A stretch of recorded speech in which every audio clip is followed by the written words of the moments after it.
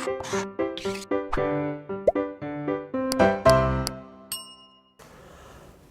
Students, welcome back to blueprint digital. आज की इस वीडियो में हम रेखित पेशी की संरचना यानी कि फाइन स्ट्रक्चर ऑफ स्टाइरेटेड मसल्स के बारे में पढ़ेंगे।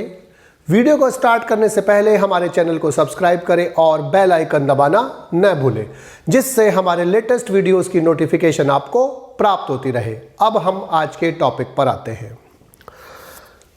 जो स्टाइरेटेड मसल होती है यानी कि रेखित पेशी होती है, प्रत्येक रेखित पेशी जो होती है उसके ऊपर एक कनेक्टिव टिश्यू की कवरिंग होती है जिसे हम एपीमाइसियम बोलते हैं। एक मसल टेंडन की सहायता से बोन से, अस्थि से अटैच रहती है, यानी कि ये जो अस्थि है यहाँ पर इससे टेंडन से, कंडाणु बोलते हैं इसको, इससे अटैच रहती है बोन से, या डायरेक्टली बोन के एपीमाइसियम से अटैच रहती है। एक मसल में अनेक बंडल होते हैं मसल फाइबर के, जिन्हें हम फेसिकुलाई बोलते हैं। और जो एक फेसिकुलस होता है उसके अंदर अनेक मसल फाइबर होते हैं। और जो फेसिकुलाई की जो कवरिंग होती है उसे हम पेरीमाइसियम कहते हैं, जबकि एक फेसिकुलस के अंदर बहुत सारे मसल फाइबर होते हैं और मसल फाइबर की जो कनेक्टिव टिश्यू कवरिंग होती है उसे एंडोमाइसियम कहते हैं। तो बहुत सारे मसल फाइबर मिलकर एक बंडल बनाते हैं और उस बंडल के ऊपर कवरिंग होती है पेरीमाइसियम और मसल फाइबर के ऊपर कवरिंग होती है एंडोमाइसियम, और बहुत सारे फेसिकुलाई मिलकर एक मसल बनाते हैं और पूरे मसल के ऊपर कवरिंग होती है एपीमाइसियम। तो जो एक मसल फाइबर होता है उसमें अनेक मायोफिब्रिल्स पाए जाते हैं और एक मायोफिब्रिल में अनेक सार्कोमियर पाए जाते हैं, जो इसकी स्ट्रक्चरल फंक्शन यूनिट होती है। जो एक मसल फाइबर होता है इसका, उसके ऊपर जो प्लाज्मा मेम्ब्रेन होती है, मसल फाइबर की जो प्लाज्मा मेम्ब्रेन होगी उसको हम सार्कोलेमा कहते हैं, जो मसल फाइबर की कवरिंग होती है उसको हम क्या बोलते हैं, सार्कोलेमा कहते हैं। ये मसल फाइबर है और सार्कोलेमा के अंदर की तरफ इसका बहुकेंद्रकीय साइटोप्लाज्म होता है जिसको हम सार्कोप्लाज्म कहते हैं। और सार्कोप्लाज्म के अंदर अनेक फाइब्रिल्स प्रेजेंट होते हैं जिन्हें मायोफिब्रिल्स कहते हैं। तो यानी कि हम ये कह सकते हैं कि एक मसल फाइबर जो सेल होती है मसल की, उसकी जो प्लाज्मा मेम्ब्रेन होती है वो सार्कोलेमा कहलाती है, उसका जो साइटोप्लाज्म होता है वो सार्कोप्लाज्म कहलाता है। उस सार्कोप्लाज्म में अनेक फिब्रिल्स प्रेजेंट होते हैं जिसे हम मायोफिब्रिल कहते हैं। मायोफिब्रिल्स में ऑल्टरनेट लाइट और डार्क बैंड होते हैं। लाइट बैंड को, अभी अगर मायोफिब्रिल है तो इसमें लाइट डार्क बैंड होते हैं।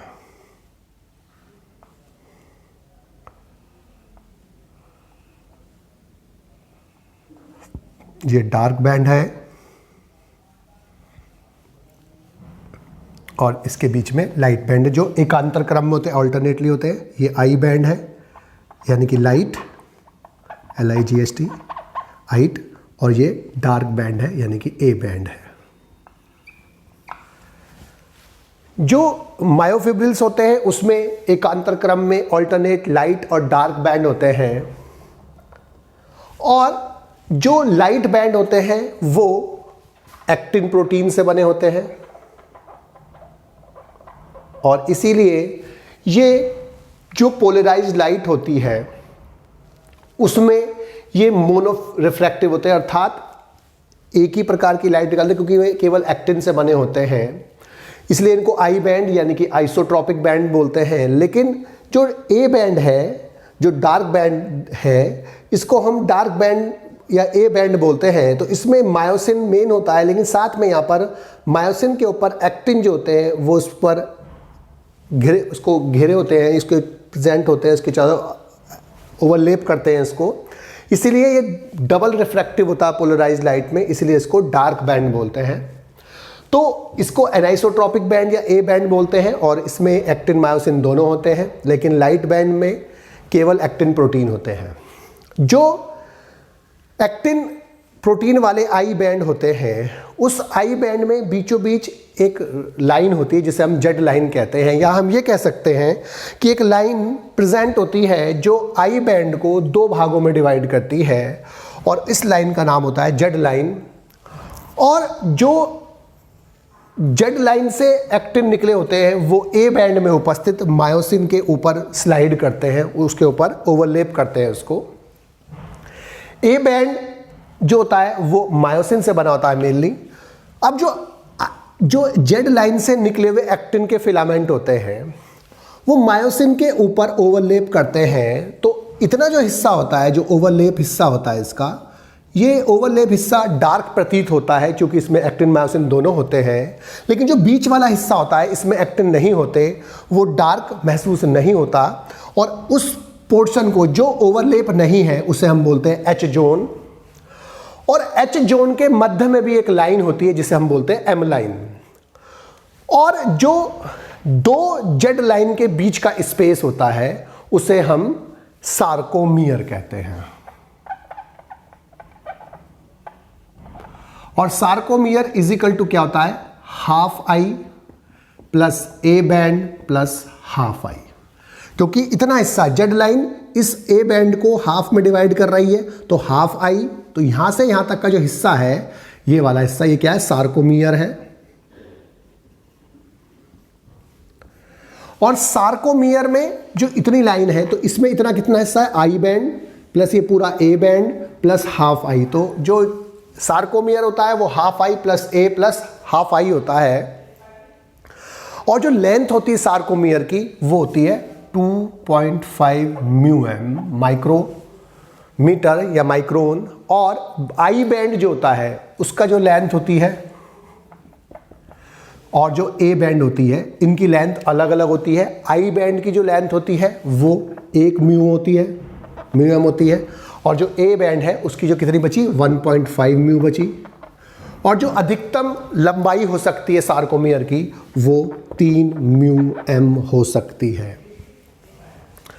तो इसकी जो स्ट्रक्चर है, फिर दोबारा से देखते हैं हम कि एक मसल में अनेक मसल फाइबर के बंडल्स होते हैं जिन्हें फेसिकुलाई बोलते हैं। मसल के ऊपर जो कनेक्टिव टिश्यू कवरिंग होती है उसे एपीमाइसियम बोलते हैं। फेसिकुलाई के चारों तरफ जो कनेक्टिव टिश्यू कवरिंग होती है उसे पेरीमाइसियम बोलते हैं। एक जो फेसिकुलाई होती हैं उनके अंदर बहुत सारे मसल फाइबर होते हैं। मसल फाइबर के ऊपर जो कवरिंग होती है उसे एंडोमाइसियम बोलते हैं। एक मसल फाइबर की जो प्लाज्मा मेम्ब्रेन होती है उसे हम सार्कोलेमा बोलते हैं। उसके अंदर बहुकेंद्रकीय कोशिका द्रव होता है, साइटोप्लाज्म होता है जिसे सार्कोप्लाज्म बोलते हैं। और सार्कोप्लाज्म के अंदर अनेक मायोफिब्रिल्स प्रेजेंट होते हैं। मायोफिब्रिल्स में ऑल्टरनेटली एकांतर क्रम में लाइट और डार्क बैंड होते हैं। लाइट बैंड एक्टिन प्रोटीन से बने होते हैं जबकि डार्क बैंड मायोसिन प्रोटीन से बने होते हैं। ए बैंड के मध्य में एक रेखा होती है, लाइन होती है जिसे जेड लाइन बोलते हैं। जेड लाइन ए बैंड को दो भागों में डिवाइड करती है। ए बैंड में मायोसिन फिलामेंट होते हैं। जो जेड लाइन से निकलने वाले एक्टिन फिलामेंट है उसका जो लास्ट पार्ट होता है वो मायोसिन के ऊपर ओवरलेप करता है, मायोसिन के ऊपर प्रेजेंट होता है। इसीलिए जो ए बैंड का जो मायोसिन से बना है उसका जो परिधीय भाग होता है, किनारे वाला भाग होता है, वो डार्क प्रतीत होता है, जबकि जो बीच वाला पार्ट होता है वो कम डार्क प्रतीत होता है। और जो पार्ट जिस पर एक्टिन फिलामेंट ओवरलेप नहीं करते हैं उसको हम एच जोन बोलते हैं। और एच जोन के बीच में भी एक लाइन प्रेजेंट होती है जिसे हम एम लाइन बोलते हैं। जो जेड लाइन है, दो जेड लाइन के बीच का जो स्पेस होता है वो सार्कोमियर होता है, जो इसकी संरचनात्मक एवं क्रियात्मक इकाई होती है। और सार्कोमियर होता है half I plus A band plus half I. और इसकी जो लेंथ होती है वो 2.5 म्यूएम होती है। और आई बैंड की जो लेंथ होती है वो 1 म्यूएम होती है। और ए की जो होती है 1.5 म्यूएम होती है। और जो अधिकतम लंबाई हो सकती है सार्कोमियर की वो 3 म्यूएम हो सकती है। जब मसल्स में कॉन्ट्रैक्शन होता है, जब मसल्स कॉन्ट्रैक्टेड स्टेज में आती है, तो उसके लिए सबसे पहले जो सार्कोमियर होते हैं वो कॉन्ट्रैक्ट होते हैं और सार्कोमियर की लेंथ कम होती है, जिससे क्या होगा कि 2 जेड लाइन की जो एक्टिन फिलामेंट है वो उस पर स्लाइड करते हैं। तो स्लाइड करने से जो जेड लाइन है वो पास पास आ जाती है, अर्थात ए बैंड की जो लाइन लंबाई है वो कम हो जाती है, लेकिन ए बैंड जो होता है वो अनइफेक्टेड रहता है, उसमें कोई परिवर्तन नहीं आता। तो सार्कोमियर के छोटा होने से मायोफिब्रिल छोटे होते हैं। अब कई सारे सार्कोमियर मिलकर जो होते हैं वो एक मायोफिब्रिल बनाते हैं, और जब सार्कोमियर छोटा होगा तो मायोफिब्रिल छोटे होंगे, जब मायोफिब्रिल छोटे होंगे तो मसल फाइबर छोटे होंगे, मसल फाइबर छोटे होंगे तो बंडल्स जो है वो छोटे होंगे, और जब बंडल छोटे होंगे तो पूरी मसल छोटी होगी। तो जब भी मसल्स का कॉन्ट्रैक्शन होता है तो कॉन्ट्रैक्शन बेसिकली सार्कोमियर में होता है। सार्कोमियर के कॉन्ट्रैक्शन से मायोफिब्रिल में कॉन्ट्रैक्शन होता है, मायोफिब्रिल कॉन्ट्रैक्शन से मसल फाइबर में होता है, और मसल फाइबर्स के कॉन्ट्रैक्शन होने से पूरी मसल्स में कॉन्ट्रैक्शन होता है और जो फंक्शन होता है वो परफॉर्म होता है। कॉन्ट्रैक्शन के बाद रिलैक्सेशन होता है, और इसी प्रकार से मसल्स का कॉन्ट्रैक्शन चलता रहता है और हमारे बॉडी में मूवमेंट और लोकोमोशन चलते रहते हैं, होते रहते हैं, जो सार्कोमियर बेसिकली सार्कोमियर के द्वारा होते हैं। बच्चों, आज की इस वीडियो में बस हम इतना ही पढ़ेंगे। हमारी इस वीडियो को आप लाइक करें और अपने दोस्तों के साथ शेयर करें। यदि आपका कोई डाउट है तो आप हमें कमेंट करके बता सकते हैं। इस अध्याय को और अच्छे से पढ़ने और समझने के लिए आप चित्रा प्रकाशन की बुक एक्टिव जीव विज्ञान की सहायता भी ले सकते हैं।